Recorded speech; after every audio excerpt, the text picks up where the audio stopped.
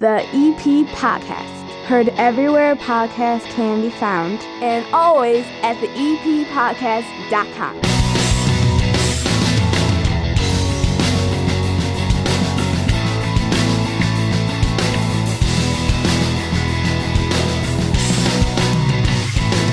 And belly on up to the 9-foot homemade oak bar. Pour yourself a cold one. New week right here in the EP, and this is the EP Podcast. Brought to you proudly by the First National Bank of Evergreen Park. First National Bank of Evergreen Park dedicated to supporting this area with great banking tools, friendly service. They are a true community bank providing this neighborhood with customized financial solutions like Total Access Checking. That is an account with free ATMs nationwide. Any ATM, any fee, they put the money back in there for you. Plus, whenever you open up a Total Access Checking account today, you get a $300 bonus. Open online at bankevergreenpark.com/Total Access/EP. $100 required to open. Requirements to qualify. Must use link to apply. Member FDIC. We have a couple of great guests on this show. As this episode came together, I realized that this episode of the EP Podcast is for the children. If your kids are into science fiction, reading, art, if they are creative, or you would like to see them get a little bit more creative, the guest we have on this episode, they're going in that direction. You're going to want to check this out. Before we get to them, let's get to the word on the street.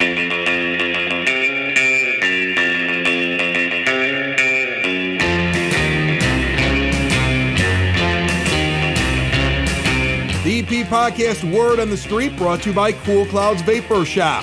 Quitting smoking is hard, and Cool Clouds wants to help you. They have an excellent taster bar, plus CBD products inside the store. They're right here in Evergreen Park, 3837 West 95th Street. Visit them today or go to coolcloudsvapor.com. I'm blowing through the sponsors early. I want to get to these guests. This past weekend, I went over to the Evergreen Park Community High School Sports Complex and Fitness Center. That's the old Racket and Fitness Club at 2700 West 91st Street. They were doing indoor t-ball there. Beautiful facilities. They have so much going on in there, and now they have a monthly fitness center set up for Evergreen Park residents to join. $20 per month or $115 for 6 months, $200 a year if you're an EP resident. Non-residents can use it as well, $33 a month, and there's discounts depending on if you want to do a half year or a full year. There are also senior discounts, and the pool is there as well, and it is available. For more information, 708-425-7200. The Evergreen Park Farmers Market is open. Opened on last Thursday. I think I'm going to be out there this Thursday. I'm going to go check it out. Look for me if you're going. Every Thursday into October, the Farmers Market is at Yukich Field, 7 a.m. until 1 p.m. Coming up on Thursday, the 19th of May at 11 a.m., there's a pork roast luncheon at the community center. The Unaccompanied Minors Chorus is going to be there. We've had them on this show before. $10. Tickets must be purchased by next Monday, the 16th, at the community center. I stopped in the American Legion over the weekend. They have their Queen of Hearts going on. They had a winner just recently in the last couple of weeks. It's already back up there over $10,000. Get in there on Wednesday night. They also always have live entertainment on Saturday evenings. And finally, if you have a kid between the age of 5 and 12, there is a magic class that is available at the community center May the 26th at 5 p.m. It will fill up. So reach out to the rec department, the community center, stop in, sign your kid up. Do not miss it. That is your EP Podcast Word on the Street. If you have something for the Word on the Street, reach out to us directly at theeppodcast.com. Sitting down here at the 9-foot homemade oak bar, we have a local author that I've never spoken to before. He's going by his pseudonym, which I always think is the coolest thing in the world. Z Jeffries is down here. How are you, Z? I'm fantastic, Chris. It's fantastic to be here. Before we get started, I would like to say I really just want to thank you for what you do with the EP Podcast. It's a public service. It really is something that not every little suburb or little town has. And I just want to say to everyone who's listening to this, we're such a great town about supporting small businesses and mom and pops, and we may not think about it, but the Broadcast Basement On Demand Radio Network, that's a small business. That's an EP small business. So when you're done listening today, go ahead and subscribe, leave 5 stars. When you hit up his advertisers and you book at the American Legion, go ahead and let him know I'm doing this because the EP podcast, Chris reminded me, and give him a shout out and give him some love with all of our other small businesses too. First of all, thank you. And secondly, I have never met this man in my life before. That's what makes that amazing. Like, he had that ready to go. And I think that's awesome. And thank you so much for that. And I appreciate the kind words. And I'm really interested in what you're up to. But I got to ask you right off the bat. Yeah. The pseudonym. Like, I remember when I was writing, I went to U of I, I've got a broadcast journalism degree, but that also meant I took a lot of writing classes, and I used to write. I used to write for a newspaper. Mm-hmm. I used to write short stories. I remember that my literary teachers would talk about the idea of using a pseudonym. Like, one of the most famous ones that I always remember is that Stephen King used to write underneath the name, I think, Richard Bachman, when he would do certain things that he didn't think fit with his actual name, so he used a second name, and people didn't realize it was the same author doing both things. Mm-hmm. We know Garth Brooks at one point tried a different style of music and changed his name at one point. So why do you do it? Is the anonymity? Is it the fact that you can go under several different ones depending on the style of book? Why do you pick one? I mean, it's pretty much everything. Unfortunately, in this day and age, sometimes if someone has a grievance to air, sometimes it goes beyond just leaving a review, and sometimes someone's tracking someone down on social media. I don't really care that much for me. I don't want that happening to my family. I have a pretty specific name that's pretty easily recognizable, pretty unique. Unlike Chris Lanuti, there's millions of them. But you made a good point about keeping things separate. I'm writing a lot of middle grade stuff for younger readers, and I'm also writing some stuff for adults. And I don't want the same name on there so that there's a kid that has a Amazon card from his dad to pick out a couple of books to read for the summer. Right. And I don't want him to pick up all my middle grade books and then also a crazy zombie apocalypse or something darker that I might write. Something that's not good for him. That makes an awful lot of sense. All right, so you have a couple of current books out right now. You also have a new one coming up with a character, a 13-year-old from Evergreen Park. And this is going to be the first time you've actually written about Evergreen. What you do is science fiction books. Mm-hmm. If this kid is from Evergreen Park and the new one that's coming up, does that mean that the book is also set right here? Yeah, absolutely. The book starts in Evergreen Park. It's a family. They're the Chapowski-Murray family, 4 boys, rambunctious, getting into wrestling despite their mother's headaches. But it starts out here. In Evergreen Park. Evergreen Park will be kind of the home base throughout the series, but this series takes off. Starts in Evergreen Park, straight for space. The sky's the limit. This little 13-year-old guy might be like you, might be some of your classmates, might be like one of your kids. This kid is going to the stars. The sky's the limit, and his memories of Evergreen Park, the people he knows, the ice cream shops that they love to eat at, that's what keeps him grounded. All right, so you said series. This is going to be the first of many books? Like you're writing a saga? Yeah, as of right now, in my head, I'm looking at it as a trilogy. I think a lot of you got to go trilogy. That's Absolutely. How you make. That's when the movie happens, right? You got to go trilogy. And if you make the last one really long, you can split it up like the Hunger Games and get more money. Perfect. So trilogy's where you go, I think, if you're an author. Trilogies are fantastic, and I think as consumers of media, we're kind of trained to expect the trilogy, like the beginning of the story, the big epic middle that kind of gets dark and it doesn't look like the heroes Your can Empire win. Strikes Back. Yeah. Exactly. Mm-hmm. You get to go really dark for the second one, and then the end one is going to hit you with surprises and escapes that you didn't imagine could happen. Right, exactly. The only fear is you just want to be more Star Wars, like the original one, than like Godfather, and the third one comes. Third one was a little tough. Right. Third one was a little rough. Little weird. Okay. So you currently have out a group of books already. Are those also an entire series, or are they individual books? I'm holding here Chase the Boy Who Hid, but it says the Hide and Seek Chronicles, and it looks like there is a giant praying mantis chasing a kid on a surfboard, and the praying mantis on the cover is firing missiles out of, I don't know if that's his armpits or what. This is definitely sci-fi, though. Yeah, there's a lot going on that cover. That's the Hide and Seek Chronicles. I have 4 of those books out right now. They're available wherever you order fine books. The ebooks are on Amazon. If you would like a autographed copy, we have them over at Bookies right now.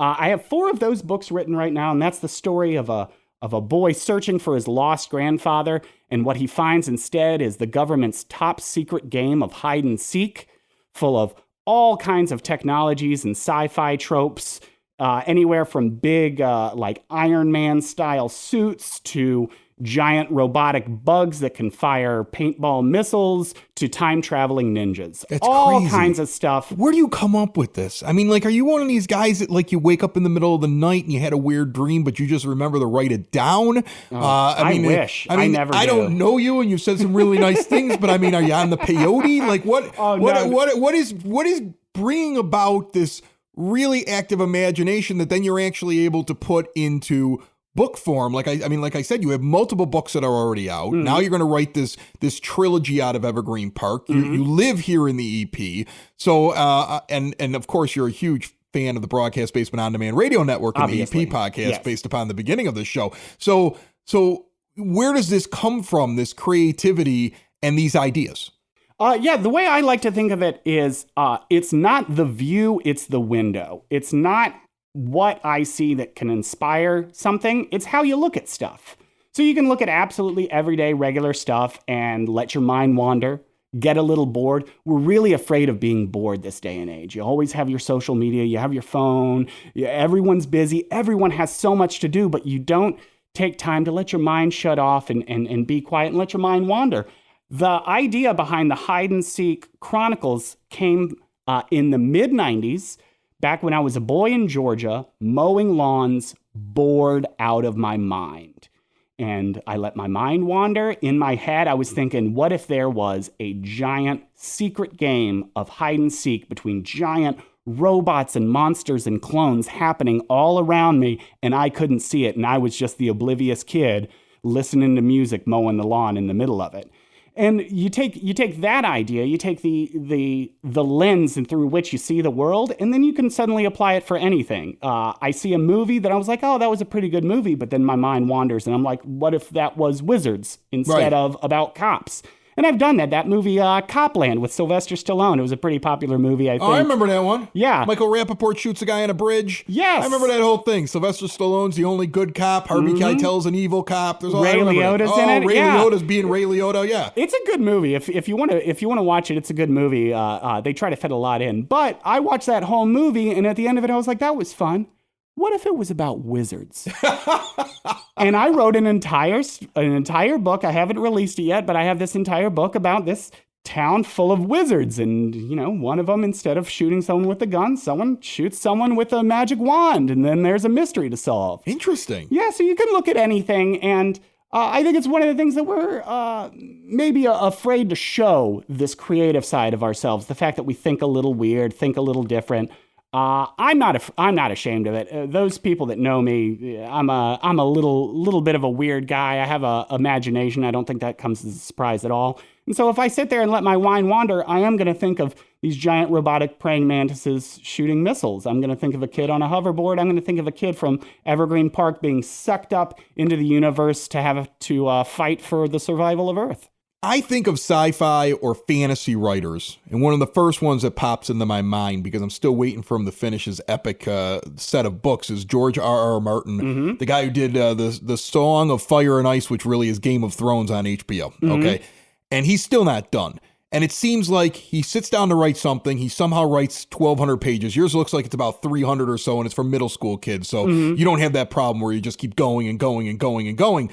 But also, it seems like he has no idea how he wants to finish his stuff, even though he knows he's writing something epic. So when you sit down and you say, I'm writing a trilogy, like this one that you're going to do about the boy from Evergreen Park, do you already have an idea as to the whole arc through the 3 books? Or is it something you discover as you go along? I have a couple of touchstones. I know little points that we're going to make along the way, but I like to surprise myself from what as I write, from what I read, just like a reader enjoys little surprises, and that keeps them reading. Specifically, I like not filling in too much of the detail as I go in, so I can think as I'm writing, now what does the reader think is going to happen next, and how can I do the exact opposite and still keep working toward it? It's still a surprise to me. I know what the ending looks like normally, usually, but the details of it are pretty up in the air, and the lead up to it is something that I feel out and I discover as it goes along. All right. Well, I'm going to have to start looking at these because I've never seen. You brought me a copy, so I've got the first one to read here, and after I take a look at it, I'll pass it along to the real judges, which are the children that I have in this house. That's fantastic. That's my absolute favorite thing. I know so many parents who are reading it alongside their kids. One thing that I want to say about how I write for a minimum age, but I'm not writing these books only for middle grade kids. Just like I can enjoy certain movies that aren't necessarily geared toward me as an adult, I can watch some fun sci-fi fantasy that's for the whole family. Books are like that too, and specifically these books, high imagination. We have there's a minimum of age that really is just reading comprehension. I'm not delving into inappropriate issues or anything like that. This is just, once you have the wherewithal to read one of these kind of books, I think you're going to enjoy this kind of book. And I keep getting comments from parents who are reading alongside their kids, and the kids have that moment where they look at their mom or their dad and they say, wow, he did the thing that I didn't think he was going to do. And it's a really special moment between a parent and a kid, because kids don't understand how story structures work as well as parents. The guaranteed happy ending, or knowing that this is how the story of a knight rescuing a town goes. Kids don't have the background in media to understand where the story is going. And sometimes as adults, we do. We kind of know, oh, okay, this is going to wind up here. The big finale is going to solve this problem. Right, it's all a Shakespeare play. Everything basically goes back to the 7 basic stories that are out there. Right, I know. Absolutely. Yeah. And seeing a kid and going through it with the kid and seeing the kid figure this out and change this and have these opinions, it's an amazing, amazing thing to see. And it really, it's just lovely to see parents and kids doing this together as a way of bonding. Z Jeffries, I'm telling you, I could sit around and talk to you all day. It's only a half-hour show, you know that. But it's interesting, it's intriguing. You have right now, you have several books that are out. You can go to his website, Z Jeffries, JEFFRIES.com. You can actually sign up to get 2 free ebooks right there on the website. You can check out the books that are available. You said Bookies locally has your books available. I don't know if you're on Amazon or anything like that. But I got ebooks on Amazon, and then the paperbacks, you can get them wherever you like to buy your paperbacks. If you're a Barnes & Noble person, you can do that. Again, I want to say Bookies has been super supportive. Love the people down at Bookies. Even if I wasn't an author, we spend entirely too much of our own money over at Bookies. Oh, you don't get to exchange them? Like, hey, I brought you some books to sell. Can I get somebody else's books? Not like that? I'm doing that, but I'm still coming up negative. I don't know how that is, but Bookies is fantastic. So if you would like a signed copy, they're going to take care of you over at Bookies. All right. Well, we're going to have you back, especially when the new book comes out. Definitely. The new one, do we have a title that we're looking forward to? Well, I'm pretty excited. I have not announced this title, so this gets to be the exclusive announcement and let everyone know. Coming out in September, the next Z Jeffries epic is going to be Pro Wrestling Saves Earth. Ooh. Pro Wrestling Saves Earth. I'm coming digging it. This September. We start in Evergreen Park, and from there, out to infinity. That's incredible. All right. Well, just remember me when you get Harry Potter money. Okay? Will do. When you come that big. All right. Just remember this little podcast. All right. Absolutely. All right. Z Jeffries, thanks so much for joining us on the EP podcast. Check out his stuff. Once again, zjeffries.com. And this is the EP podcast. Building relationships, supporting the community, and service. These are the things that Country Financial stands for. They're more than just an office you may pass by as you drive through Evergreen Park. They're neighbors who lend a helping hand and support the fabric of your community, including charitable organizations, sports, financial education, and civic organizations. And since Country is already your neighbor, They want to get together and chat. Call your local Country Financial representative, Mike Thauer, today at 708-425-1559 to talk about the things that are important to you and how he can help you protect them. This is one of those shows that I always enjoy because everybody who's on the show came down to the 9-foot homemade oak bar. Like, I'm glad we're back to what I always intended this show to be. People come down, they sit here, they chat, they talk. I don't have to run around with a microphone mobily all the time. Another guest that's never been on the show before, Dan Doyle, is sitting here. He's an EP resident and he's an artist, right, Dan? What kind of art do you do? Is it like pottery? Is it like putting a piece together, a sculpture? Is it painting? What are you most into? Mostly I do, my main medium is oil on canvas. I also do acrylic. I paint with watercolor. I've done sculpture, photography. So I've done a lot of everything. You're an artsy guy. But mainly, yes. Right. I can already tell you're an artist because we're both guys that wear glasses. But Dan wears the ones with that orange tint that like cool guys in movies from the 70s and 80s wear. And I'm like, this guy's an artist. Like, I get that. Like, it's cool. I'm digging it. Well, thank you. Yeah, CVS $9.99. The box said, as seen on TV. That's awesome. That's awesome. All right. So you got a couple things coming up. You got something coming up very soon, actually, with the youth department. As you were saying, they always take care of kids basically. It's normally like 5th grade through 12th grade, like through high school. Correct. And you did an art thing with them previously. You got something else coming up really soon. Can you tell me a little bit about when it is, what it's about, if somebody wants to, if they've got a kid that's really in art? Sure.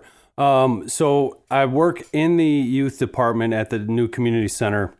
We had one a couple weeks ago, a small turnout, but it was the first one, so it was very nice. We made kaleidoscopes, and then I just would do a demonstration on how to draw a realistic eye. So this next one that's coming up, we are going to make LED masks, and then if we have more time, I'm going to do another demonstration about the measurements of the human head, because there are definitely measurements to that. What is this, like this is like a light up mask. Yeah. Yeah. So if my high schooler or my 8th grader are going to a rave, they're solid. Or they can just have a rave in their own basement. They'll be set up. Yeah. They'll definitely be set up with this. Yeah.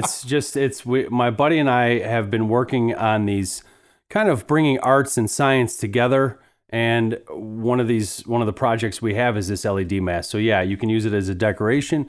You can wear it or take it to a party. And then the science is the measurement of the head and the face, or like the shape of it? What were you talking about? Well, the science of the mask is more the copper strips, the LED, the battery, the wiring of it. You're not going to get electrocuted. Your face isn't going to get electrocuted. Well, that's good. Made sure of that. That's good. All right, that's good. You would have far less people coming to this event if there was a danger of electrocution of your face. Right. Yeah. Especially on the face. Yeah. We don't want any of that stuff. Especially not starting out. No. So that's going to take place on May 18th. Is a Wednesday from 6 to 7, and it is for 5th grade through 12th grade. At the community center, at the youth department building, that section of the building. That's Correct. where it'll be. That's awesome. That's very cool. Yeah. And so you've been doing this now. This is going to be a regular thing over at the youth department. I hope so. I mean, right now it's just trying to get this buzz together to even start some kind of an art club, because now I'm getting into art-based community projects. Right. Where now these kids, if they want to see how the progress goes, the process of working on a mural or going out and doing this garden walk, they can also be a part of that. See, I dig this. You know what this reminds me of? And we were both talking, like both of us are EP residents that actually grew up on the Chicago side of the border. We were talking about this. We actually were laughing. We're like, we lived in neighborhoods that were pretty much the same one. They might have not been technically the same one, but we probably went to the same library that's over there at like 79th Street off of Pulaski. Yep, right by the White Castle. Exactly. The first place I ever went through a drive-through when I was 16 years old. I just got my license. I pulled in there and didn't remember that I should probably put it in the park. So when I reached for my burger, I dropped everything right there. I was completely embarrassed and drove off. Come on. I was like 16 years old. First time I ever did anything in a car with a license, and I screwed up the drive-through. Like I'm that kid. Okay. But right next to it, they have the library, and I used to do the 4-H things. And you'd go in there and they would do like the science experiments. And that was always like a really cool thing. And this seems very similar because there was art and there was science and you're kind of melding it together. And I always think that's a good thing for kids because they got to find a way to stimulate that brain that's not in front of a screen. Yeah, 100%. And what they're doing now in schools is they're really pushing the STEM.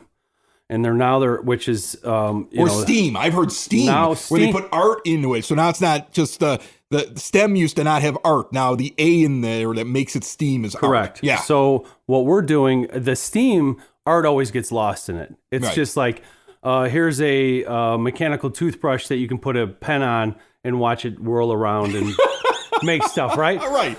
But so the art kind of gets lost in that. So what we're doing, and he's an EP resident as well. What we're doing is we're trying to put art at the forefront of it, and they're going to learn science through these projects. Okay.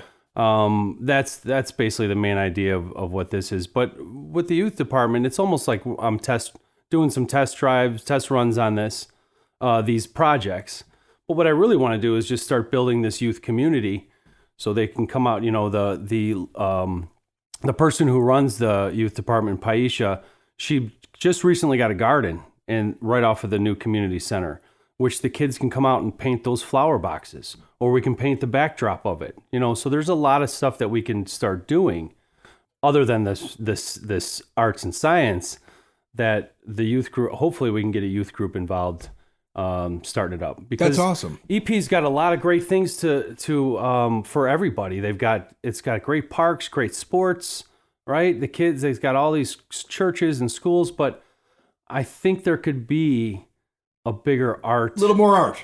Yes. A little more art is what you're looking for. Yeah, I like it. I think there's people out there that in this community that are looking for it. Right. And I think when you have, like, you know, even if there's a mural someplace or something that involves the kids, that adds to the culture of where you're at. You're not just a 2 mile by 2 mile square that's a suburb that's right next to another suburb. Correct. Anything that makes us unique. Okay, like having your own podcast for your village. Who else has that? Right. Those things contribute to the uniqueness of Evergreen Park. I like what you're doing. So another thing that you're going to be doing, and you were talking about this, in September, you're having is it an art walk? What is it called exactly? It's going to be in the neighborhood for people to kind of like, it's going to be an event. It's going to take place over a couple of blocks. Tell me about this. Correct. So it's going to be, I started it as the Trumbull Garden and Art Walk. I wanted people to show off their gardens. People really like their gardens. I like my garden, vegetable garden, flowers, whatever it may be. And I was going to curate it where the artists that will be displayed accentuate the garden, where it's not the other way around where they'll take it over. Right. And then my house, which is on Trumbull, will be the main artist displays. I'll have artists displayed in my backyard. What are we talking about? What section on Trumbull are we talking? I'm at 102nd. All so right. What I've done is I've sent letters out to, I actually walked and dropped them in Good their job mailbox. not giving out your entire address. By the way. Yeah, I'm on that corner. You'll be surprised how many times we have to edit a show because somebody just accidentally gives out their phone number, address, and the combination to their ADT system. Yeah, right. Right on the show. Yeah, right. Exactly. All right, but on Trumbull in the area of 102nd. So I went from 99th to 103rd, dropped letters in everyone's mailbox, asking them if they would like to be a part of this. When I did it 2 years ago, I had 6 houses, which was going to be great. But then COVID hit and it all dropped. So now I've went and did it again, and I think I'm getting less. Well, it's only been a week, so I'm still waiting. It was pandemic season back then. Correct. Remember, people were looking for things to do. Now you could do anything. So this might be an uphill climb, but I think that you'll get interest in it because people are into new and exciting things. And you got all the way till September. So if somebody wants to be a part of this, do they have to live on that block? Have you thought about the possibility of letting other people like just display their art? Maybe there's less garden. Well, yeah, that's the other thing. Because it's going to be the first time I'm doing this, I tried to keep it centrally located. Right. Where the walk wouldn't be, because if we open it up to the whole community, people be all over the place. That is true. So now what I'm going to do is extend it out to Holman and St. Louis. Okay. And then I was talking with Mayor Burke about this, and she had asked if I needed anything, let her know if she can help. She's great about that, isn't she? She's awesome. I mean, every time you come up with an idea, I swear I could come up with anything. She'd be like, let's talk about it. Yeah, and like, she's I'm thinking about putting a water slide, and just, right down the block here, just for like a promotion for the podcast. Oh, how big will it be? I'm going to run it off this guy's roof. Well, I don't know if that's legal, but we'll talk about it. She would at least let me. She would talk about it. Pitch it to her, even though she knows it's a crazy idea. Yeah, you don't have as crazy of an idea, though. She's wonderful like that. And it's great to know that support. And so what I'm going to do is try to keep it centrally located. We may just do a block party that day on between 103rd and 102nd. Right. Where my house is located. Right. You're playing a band. Our so band will go. play. Yeah. We'll try to get an outhouse or so. EP podcast maybe shows up. Yeah, definitely. I mean, they're tough to get, but maybe you might be able to talk to guys. You're a long ways away from us. Are you going to be able to make it over? And he's a hard get, that guy from the EP podcast, Right. You're like 3 blocks. Yeah, I mean, this sounds like this could be a fun thing. September is like the time for festivals and events, really, in Evergreen.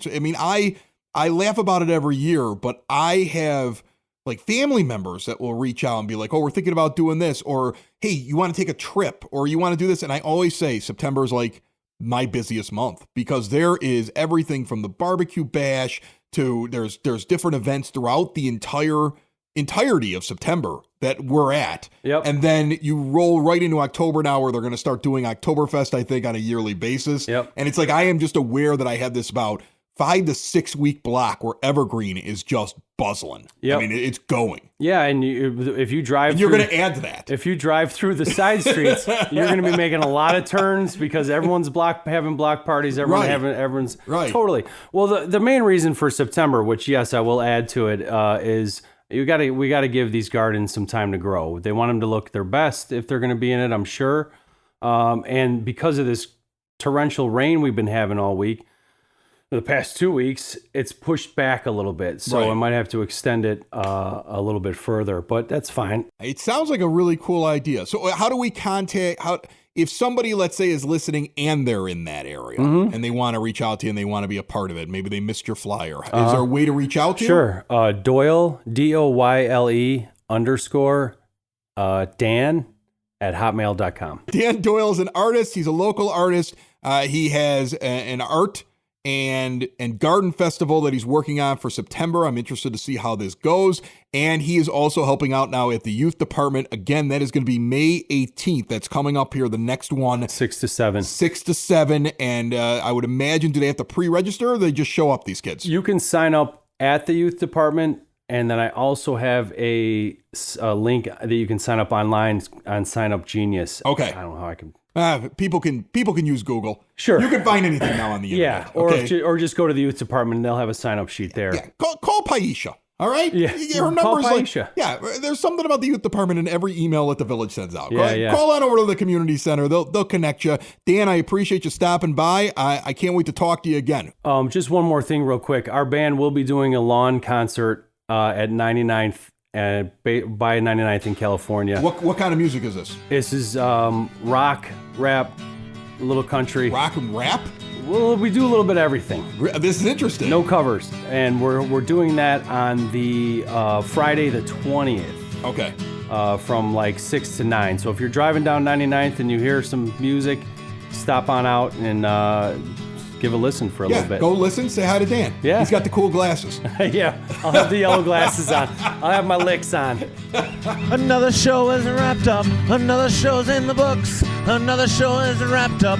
And then by the looks, it's gonna be a good one. And we'll see you next week. And the nude is basement. And the nude is basement. Another show is wrapped up. Another show is wrapped up. Another show is wrapped up. And it's in the books. Another show is wrapped up. Another show is wrapped up. And by the looks, it's gonna be a good one. Nudie's Basement. Broadcast Basement. The Nudie's Basement. The Broad Basement. Slancha. The EP Podcast. Heard everywhere podcasts can be found, and always at the eppodcast.com.